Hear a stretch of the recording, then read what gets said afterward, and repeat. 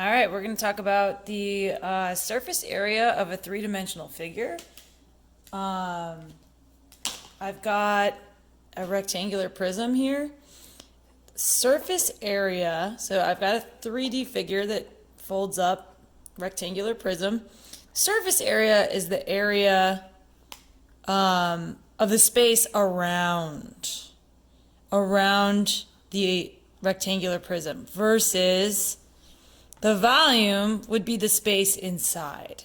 So that would be a measurement of the space inside, okay? So for surface area, let's talk about this rectangular prism. What you're going to do is imagine it unfolded, and it would be, I'm going to find the area of this piece, this piece, this piece. We call them faces actually. So there's 1, 2, 3, 4, 5, 6 faces. And we would find the area of each and add them together. So if I'm looking at this drawing here, I've got the front would be my width times the height, and then that's also happening in the back, width times the height. So I have two of those. I have 2 times my width times my height. Okay, if I'm looking at this face, here, I'm going to have length times height. So filling that in, try to visualize, plus, well, again, it happens here, length times the height. So you have 2 of those. 2 times the length times the height. Okay. And then we didn't get the top and bottom here. So width times length, that's going to be the bottom piece. And then on top, also width times the length plus my width. Oh, there's 2 of them.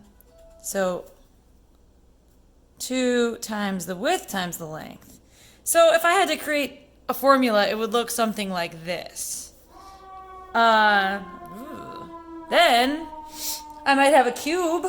What does a cube look like? Cube. Oh, look at a lovely visualization of this. All right, now a cube is just a little bit different because all of the side lengths are the same. So I have squares. I have 1, 2, 3, 4, 5, 6 squares. So if my side length is just S for square, they're all the same. So now I have S times S for one of these squares. S times S, right? S times S. Well, there's 6 of them, right? So 6 times S times S. So in other words, 6S squared would be how I would figure that out. And then one of the most interesting is my cylinder. Let's take a look at that. Cylinder. And I'll share another video, not just this one, to see this. Okay. Whew. Kind of trying to get it all in the picture here. I've got a cylinder. Trying my best at home here. That is going to unfold to, we call it a net.